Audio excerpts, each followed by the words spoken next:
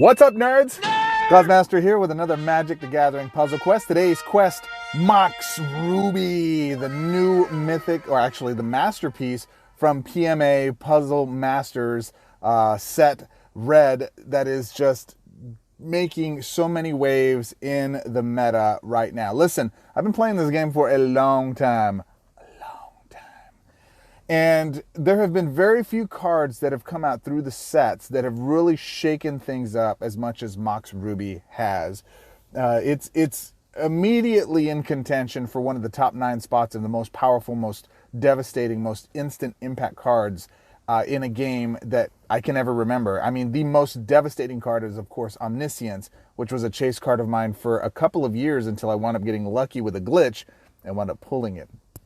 Absolutely one of the best feelings, one of the most impactful, immediate auto placements between it, Were, and Invention into my any deck that ran blue made a massive difference in all of the cycle and combo decks that I run Legacy. So much so that I actually really don't play Legacy outside of collecting rewards. And that's how powerful Omniscience is. Mox Ruby is devastating because it's actually a permanent standard card. I want to say that so that you understand its significance. This card, as of right now, will not ever leave standard. Think about that. If you're running any kind of red deck, it's an auto include for the rest of days. You no longer need to think about 10 card synergy. You only now have 9 cards to be able to flirt with in your red builds because this card is that powerful. So let's read through it. Mox Ruby, 6 mana. Immediately, just nothing. 3 shield, support card. It is colorless. It's an artifact. At the beginning of your turn, your red mana bonus is increased by 2 until end of turn. Already. Thank you. Just good. Mana field, though. The first red card in your hand gains full mana. Now, have we talked about how much, I mean, just pure bliss, the words full and mana bring to this gem swapper's face? I love it. I love it. This card is devastating in any build that you're running. Obviously, the highest cast cost cards that you can get that are red, this card gives them to you for a gem swap. And guess what? They're not delayed. They're not hesitated till next turn. They're immediately firing right now. Beautiful. Beautiful. How does this card compare to something like Fires of Invention? Fires of Invention, if you get the synergy right in your card build, Fires of Invention is really good because immediately if you're running a 3-color walker or even a 2-color walker, it allows you to be able to cast at least your 2 most expensive cards per turn. And that's enough of a casting setup that you can win. It's control for the most part. You got to play some defense with some offense, and you can control your way to a victory pretty much all the time. 98% win rates with something like that. Ruby's different in that it allows you to build decks that can combo, and if you build the right synergy, you can have multiple cards going off at a time. I will demonstrate in today's build. So I just want to show you that. How do I get this illustrious card? How do I pull this, guys? Well, it's inside the events, or actually the vault right now under Puzzle Master Chandra's Spellbook. Contains 1 non-duplicate card from the special set PMA.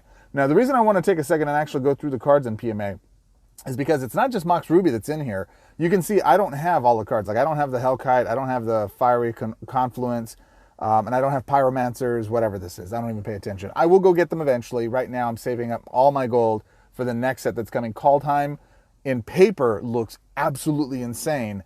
Call Time and Puzzle Quest is going to be ridiculous based on just a few cards that I've seen that I'm envisioning how they're going to transfer into Puzzle Quest. I think we're looking at another Ikoria level set of impact and cards, and oh my gosh, meta is going to be insane after the new sets come out. However, what's important to note here is you've got really critical cards that you should be shooting for inside of this set, and it allows you to be able to change and go after stuff with gold versus pinks, and that's a huge deal because pinks are a lot more difficult to come by.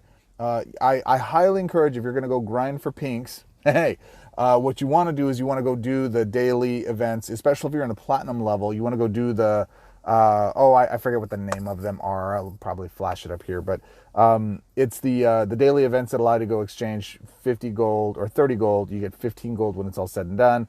So you're paying 15 gold, but you're getting a bunch of pinks. That's a good exchange, in my opinion. A little bit of gold for several pinks, at least 25, and you're starting to escalate and keep those going. That's a good deal. I don't care what anybody else tells you. Do it.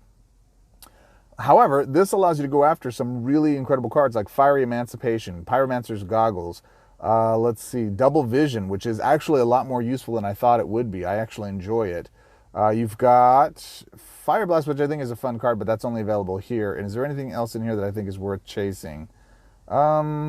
Incinerator, Chandra's Incinerator can be good. This is another one that I think is fantastic. Rite of Flame. This one's another auto-include for most of my builds in red. 3 mana, you get 6. So basically it's free mana. The first card in your hand that has not named Rite of Flame gains 6 mana, okay? Then Ignite 2, red gems, Threshold 2 Ignite, 3 red gems instead, and that card gains 8 mana instead. It's brutal. You run these cards, you get this card in your deck, and I include it in pretty much any red build I'm going after. Plus, watching the board just blitz and just nuke from igniting gems and stuff, it's very powerful. Plus, in synergy with Mox Ruby, if it blasts one of the gems around it, it has a really good effect. So I like that card quite a bit. It's going to get a lot of usability, but you're not here to see me talk about the PMAs, right? You're here to say, Goz, how do we break Mox? Let me show you.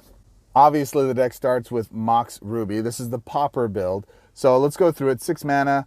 At the beginning of your turn, red mana bonus is increased by 2, which is powerful enough. The first red card in your hand gains full mana. Now, what's interesting to note about this as well is that if the first card in your hand is filled with mana as it is, then the benefit of the full mana goes to the next card. Octagon, thank you so much for not having us have to do ridiculous things to try to keep expensive cards at the top, because then we're wasting all that mana that we gain. The real big advantage here is that that card at the top, if we fill it with red, especially, oh, and here's the other thing. If it's a stored mana card, the full mana, let's say it's 4 and then 10 for stored mana. You swipe, it gets the 4, it fills the card underneath it, and then anything else goes into it. Now, that's the first set that I've seen. I have to double check that, but that's the way my impression is with it. The next thing, though, that happens is, if I have a card that's below that has stored mana, it doesn't just fill the full mana or the originating casting cost, the base cost. It actually fills the stored mana. It's perfect. It is perfect. If they're going to nerf it, I feel they're going to go through and do things that way to it. And I'm scared, guys. I'm genuinely scared they may nerf this card. It is brutally powerful. It is, I just can't say enough good things about it. All right, that said, so the point of this deck is to take full advantage of destroying gems on the board from a Pauper standpoint. So Blister Spit Gremlin, 5 mana, is one of my favorite Gremlins. I haven't played them in a while. 1/1, activate 2, deal 1 damage to your opponent's Planeswalker. That's not really what's important here. When you cast a non-creature card, destroy and trigger one of your activated gems. So what are we going to do here? 14 mana for a double strike 3/4 Human Knight. This creature gets +1/+1 until end of turn. That's its activate ability. So we want to go trigger as many of those as we can to beef up our Fireborn and get it to go swing for double damage. Spike Field Hazard, 6 mana, spell card. It's got land forming. That's really the reason we're playing it. Deal 2 damage to target creature, then an opposing Vanguard support loses 2 shield. That creature gains enchanted. When this card is destroyed, exile it instead. Land forming, create a Spike Field Cave token. I only ever play land forming cards that are uncommon or better, because those gems, those conversion gems, stay on the board. Common ones only convert to, and then they're destroyed. I don't like them. I like the uncommon ones better. Demolish. In today's meta, you got to have it. Everybody's running supports and Hixus, and some of the other ones are just, the shackles are awful. So 3 mana, destroy 1 support gem controlled by your opponent, plus a 3/3 block around it. This is a lot more synergy with this build than you would expect. I like it a lot. Volcanic Geyser, remember we were just talking about this? 4 mana with flash, 10 stored, spell card, deal X damage to any target. X is this card's stored mana. Yes, I can go face with this. Yes, I like that. Yes, that's powerful. It's a poor man's, what's the other one that does that damage? Oh, I always forget the card names. Iroas's Champion, 18 mana double strike, Berserk, 4/4, Human Soldier. Does not have first strike, but we'll fix that. 13 mana for Call of the Full Moon enchantment. When this support is in play, the first creature you control gains 3/3/2 and gains Trample and Berserker. So we want to roll over our opponent and get to it. +9, or actually Scavenged Blade. It is a support that anytime you attack gets 2 mana for each attack you do. Artifact equipment while on the board. Your first creature gets +3/+0 and gains Berserker. We like that. We like those. And then a little bit of draw, 6 mana, discard a card, then draw 2 cards, Adamant Red. Those cards gain 3 mana. We like that. We love those, and you're going to see why here in a minute. I guess I don't actually give my creatures first strike, which is something I would consider doing here because this is something we're doing new. And who are we using to pilot this? This guy, Kath of the Hammer. So destroy 12, his first ability, destroy 12 non-red gems. You think that's the most important ability he has, right? It's not in this deck. The most important ability he has is the third. Create a support on the board that whenever any player matches red gems, all your creatures gain +4/+4. That's a permanent +4/+4. They all have Berserk. One of them has First Strike. I probably would replace, oh, actually, Irioas's deal has First Strike already with it. So, you know, we might go with that. +9 to his abilities, but when we get Mox on the board, I'll show you something fancy. That said, we're going to go against the new Chandra, the home-drawn Chandra. No comment. We're going to go fight. Let's go see what it does. All right, so here we go against Engrath. Let's see what we've got here. There's my Mox right out the gate, fresh out the kitchen.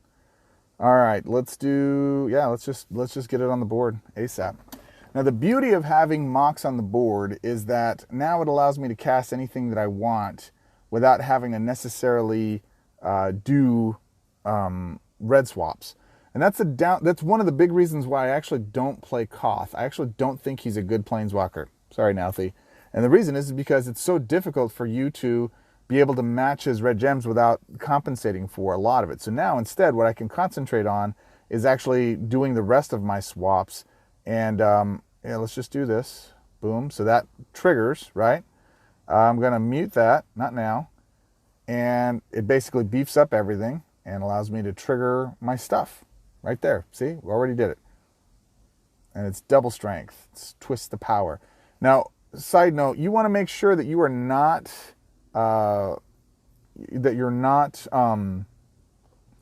driving the gem down. You want to try to keep it up. So up swaps or horizontal swaps. Maybe I should have gone that way, actually. That would have been better. So right there, I just boosted my loyalty and I wound up not even having to make a red swap. So it's kind of irrelevant. And when I get my land formings on the board, I really need more draw. I think I need to add more draw to this deck to increase overall conversion. But again, let's do, let's go here. So we're dropping that white for a future one. Got the card on the board. Yep, cool. And we're good. We're just waiting for our ultimates. Let's get our ultimates down. Come on. And the challenge with Engrath is he can, with his second ability, he can pull my creature. So I'm actually going to hold my secondary creature back. I'm not going to put it on the board because he's most likely going to use his secondary ability to pull it. Again, check this out. I'm not going to swap down to get the maximum loyalty. I'm going to keep the gem where it is. Oh, well, I didn't see the landfall. It's all right. And now if I could go back, I would have done the white swap there horizontally or vertically and just left that. All right, so now we've got this. We're going to get that ready. And we have our third ability good to go, so we're going to go there. Now we want to get our red swaps. Now we want to go make stuff happen. And I want you to notice here, look, this is at the bottom. These two are filled, right? These two are filled up mana. So we're going to go here, boom, automatically fills it up. See that? Beautimous. Beautimous. Not now. We're going to wait. And we're going to start trying to match some red gems now. Just wanted to demonstrate that for you. Let's see. Oh, sure, there she is. Let's get that one out. Can I? Well, as a matter of fact, I can, baby bubba. Let's do that. Green swap. Boom, boom. Earth Ding hits the board.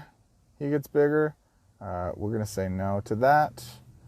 That gets going. Sometimes you might want to shoot your own creatures because you guys are going to have Berserk and they're going to have that strength to go out there and just destroy and run over the opponents. So maybe worth doing there.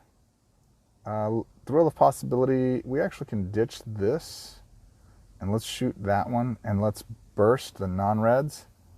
Let's get the red conversion going, man. Boom, right? Beef up my critters.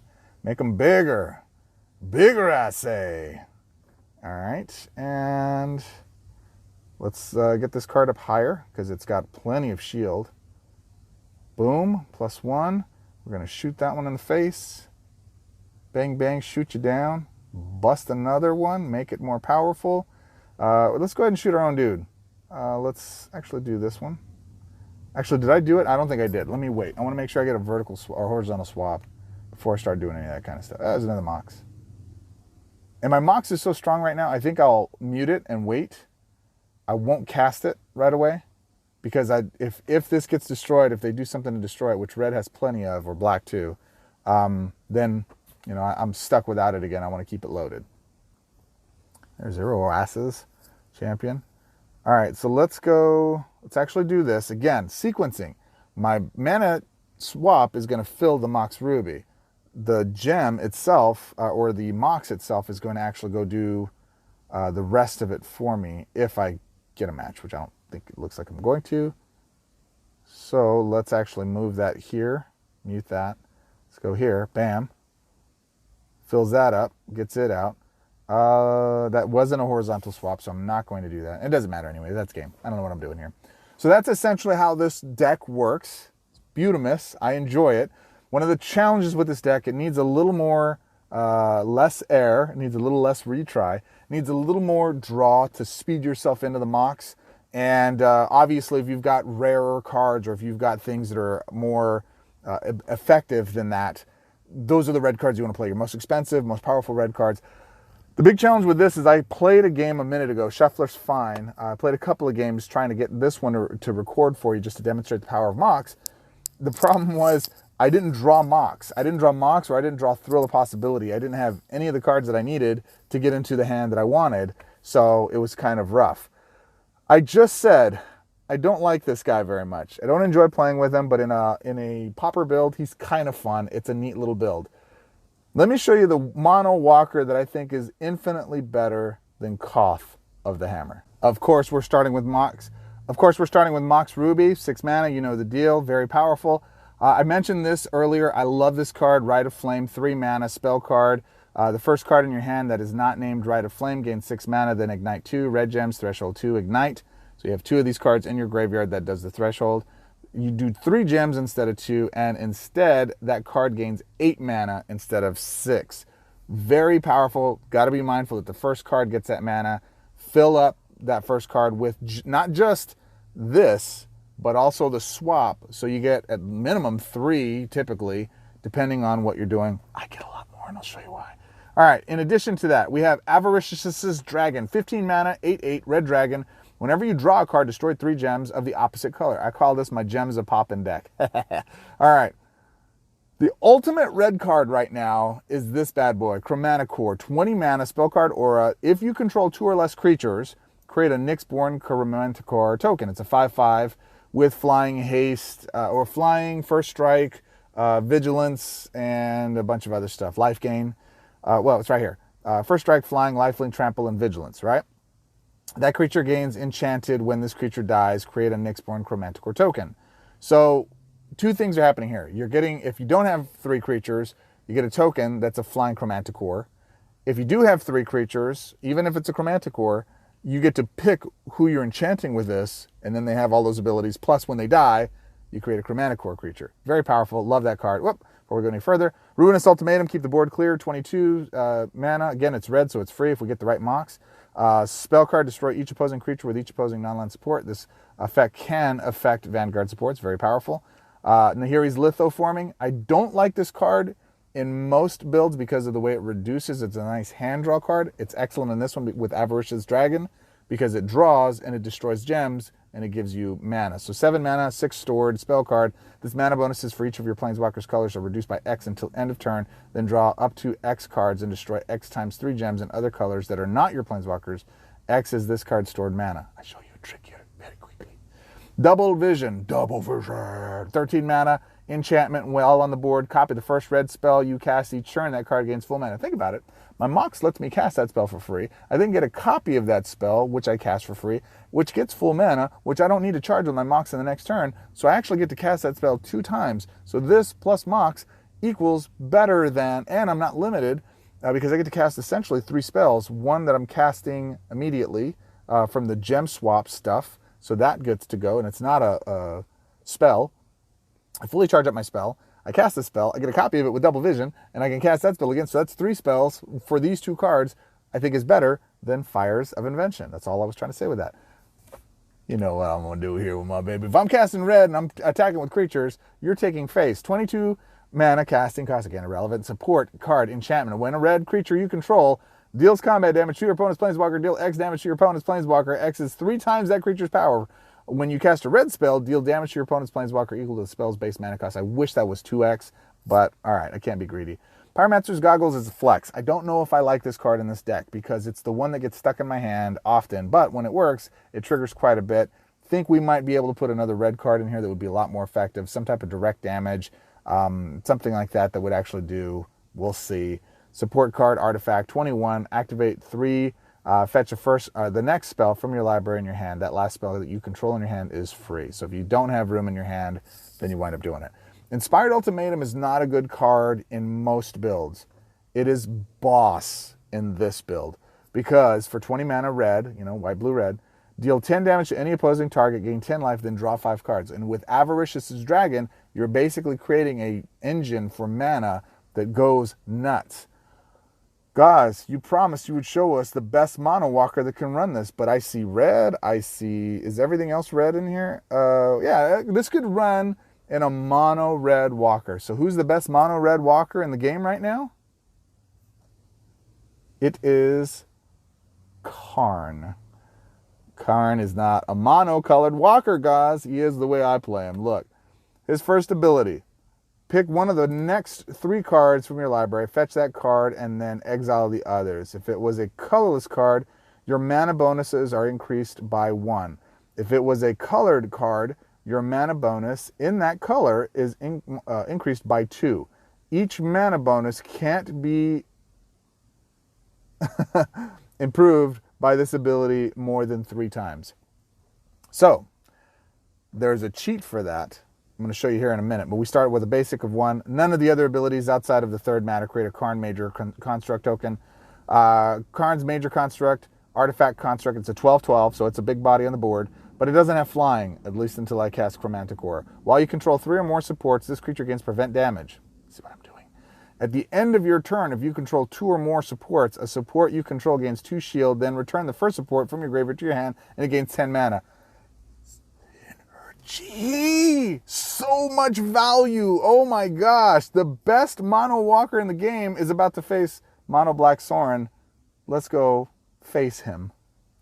Here we go, my friends. Allow me to show you the power that is Karn. All right, it's pretty simple and straightforward. Avaricious Dragon onto the board as quickly as we can get them, and it doesn't matter. The key to Karn is multiple landfalls. It doesn't matter the color. Try to find the best landfalls you can. Get them to go early. 1, 2, 3. Bam, solid. Next turn we should get it. We want to fire up his first ability because that's the one we spam the most. Look at some Mox. Look at some Mox. Yeah, let's do this. And we want to get a double drop here. There it is, right there. Boom and boom. Cool. And I was really hoping to be able to get that out this turn. That's all right. That's okay. And now, when we use our ability, if we have Mox in hand, we really want to find Chromantic Ore. Get Chromantic Ore. There it is. Why? Because that increases all of our mana bonuses by 2. You see that? All 5 colors go up by 2. So now instead of +1, I have +3 in everything. Spicy meatball. And we want to get this cast as sap as well. We want it on the board because it's devastating. We want more double drop.